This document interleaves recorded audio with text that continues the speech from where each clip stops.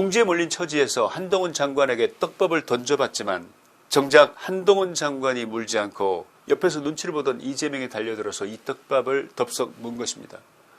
이번 싱하이밍의 버르장머리 없는 언행으로 차라리 윤 대통령에게는 좋은 기회가 온 것일지도 모릅니다. 위기란 곧 기회다, 이런 말은 역사를 주도하는 리더만이 누릴 수 있는 명언 아니겠습니까?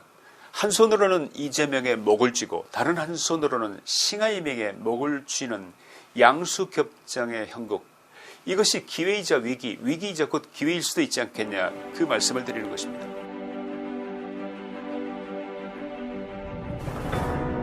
작년 12월 6일 국민의힘 권성동 의원이 국내 거주 외국인의 투표권을 제한하는 공직선거법 개정안을 발의했는데 연이어 한동훈 법무장관까지 나서서 외국인 국적자에게 투표권이 주어지는 현행 선거제도를 바로잡겠다고 나섰습니다.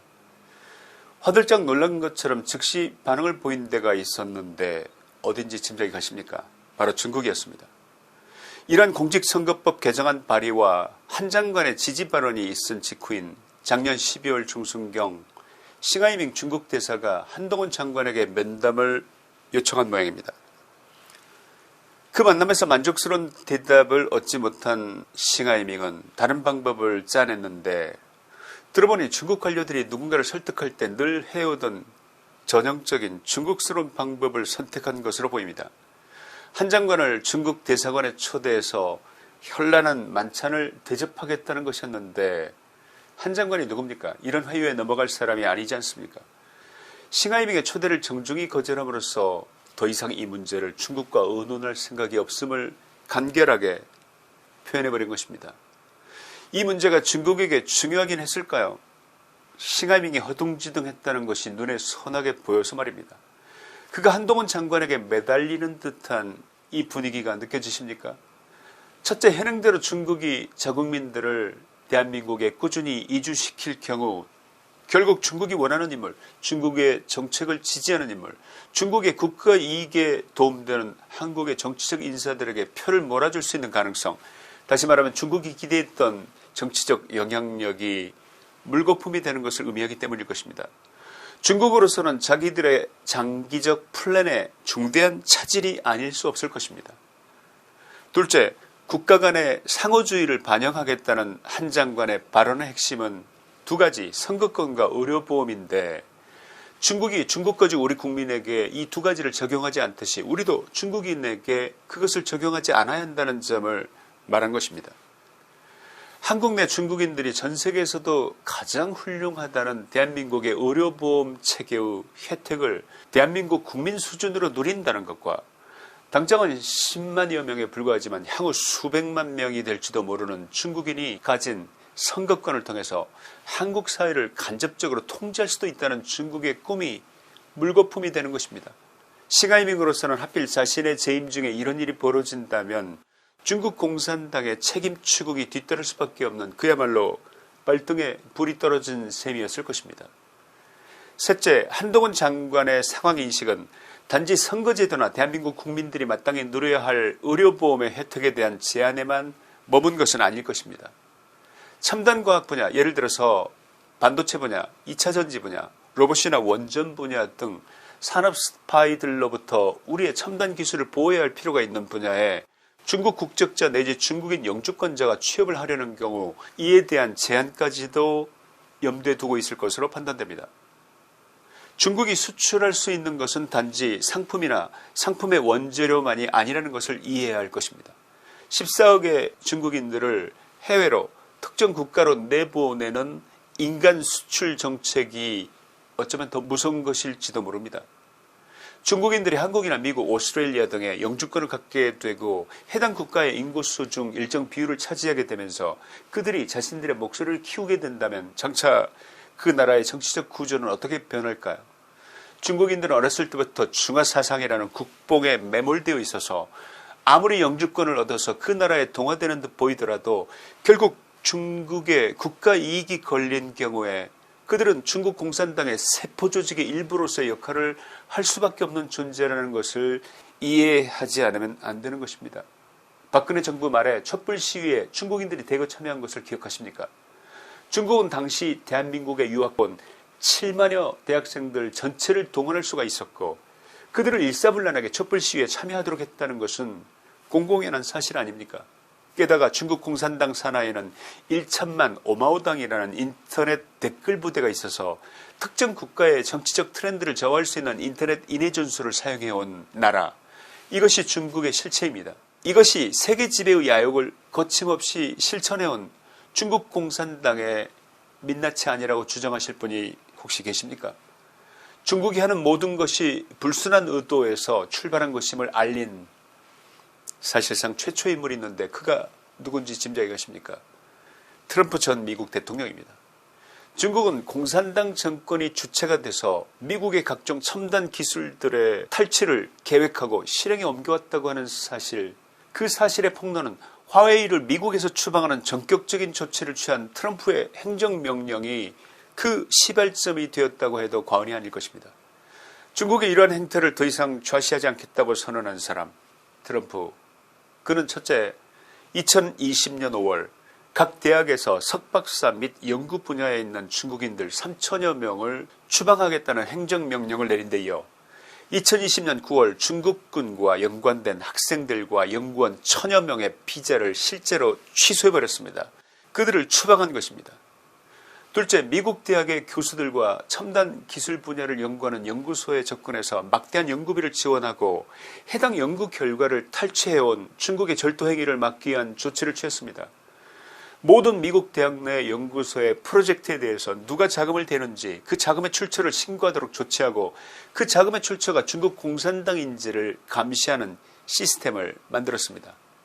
셋째, 2020년 10월 15일 트럼프는 마이크 폼페오 국무장관을 통해서 미국 대학 내에 설치된 공자학원들을 캠퍼스 내에서 추방할 것을 촉구했습니다.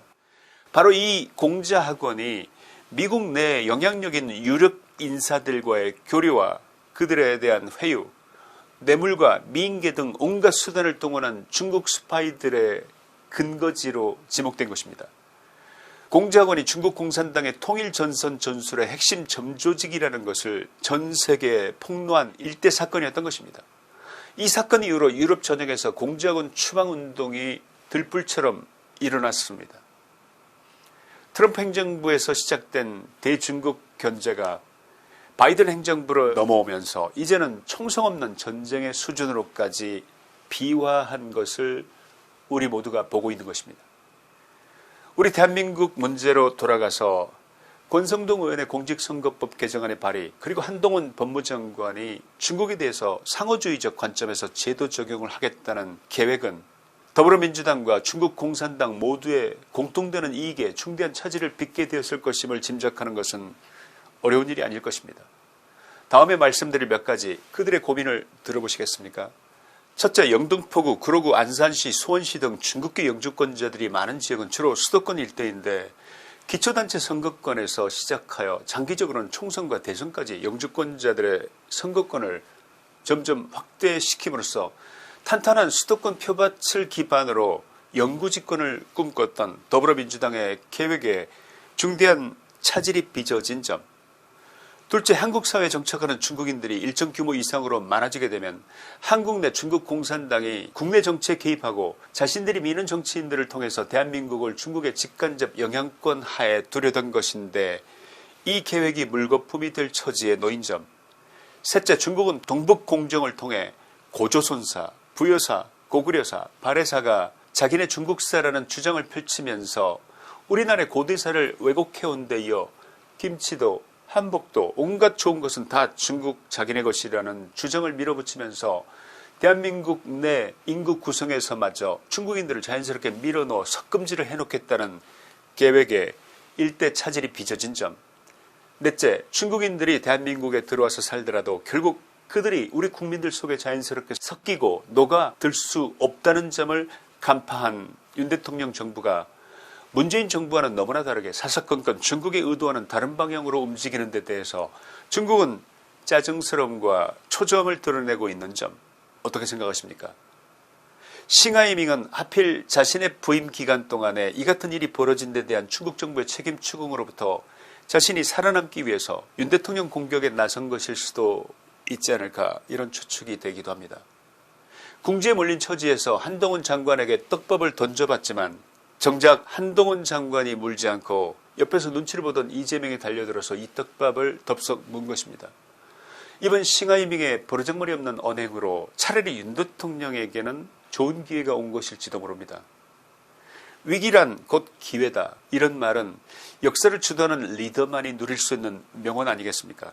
한 손으로는 이재명의 목을 쥐고 다른 한 손으로는 싱하이밍의 목을 쥐는 양수겹장의 형국, 이것이 기회이자 위기, 위기이자 곧 기회일 수도 있지 않겠냐, 그 말씀을 드리는 것입니다. 대선 주자를 지냈던 야당 대표 이재명이 일개 국장급에 불과한 싱하이밍에게 놀아났는데 중도층 스윙보터들은 최소한 머리가 있는 사람이라면 이재명의 얄팍함에 등을 돌릴 것으로 보이기 때문입니다. 게다가 일개 외교관인 싱하이밍이 주재국의 대통령의 정책에 대해서 정면으로 공격을 가했습니다. 반드시 후회할 거다. 이게 어디서 배워먹은 협박입니까? 이게 어디서 배워먹은 말버릇입니까? 누구한테 감히 협박을 하는 것입니까? 대통령의 자존심은 곧 국민의 자존심 아니겠습니까? 문재인이 중국에 가서 8끼를 혼밥하는 홀대를 당할 때 그를 지지했든 지지하지 않았든 간에 당시 우리 대한민국 국민이라면 누구나가 마치 자신이 모욕이라도 당한 것 같은 더러운 기분을 느꼈을 것입니다. 그러지 않으셨습니까? 대통령 수행 기자를 폭행한 사건은 그들의 무도함의 끝판을 보여준 것이었습니다.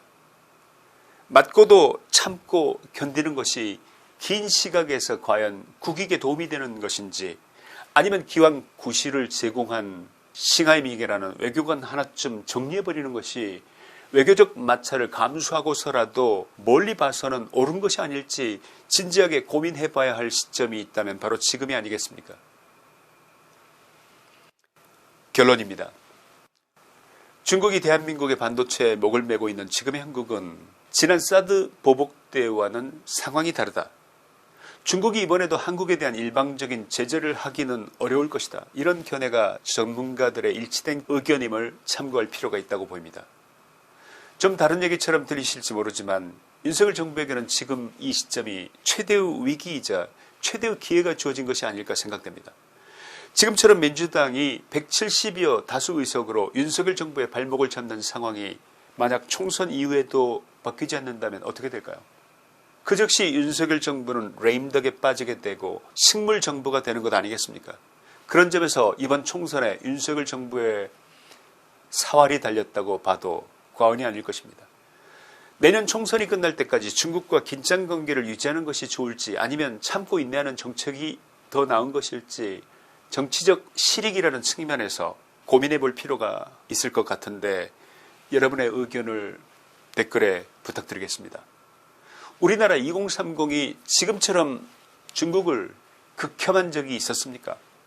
우리 국민들 상당수가 한복도, 김치도, 발해의 역사도, 고구려의 역사도 자기네 것이라고 주장하는 중국에 대해서 지금처럼 혐오감을 가진 적이 전에 또 있었습니까?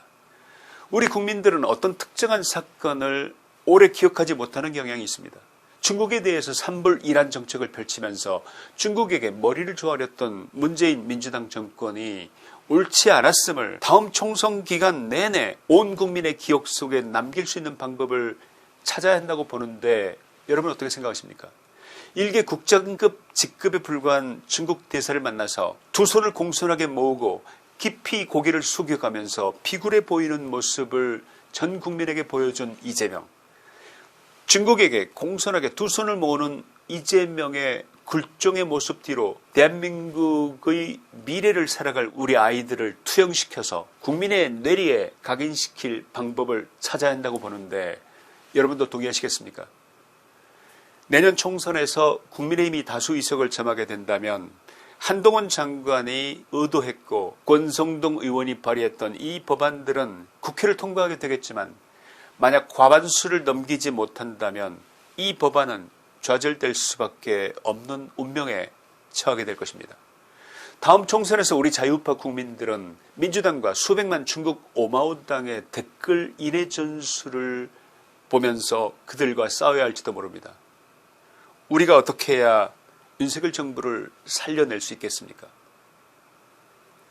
김치환의 시사이다였습니다.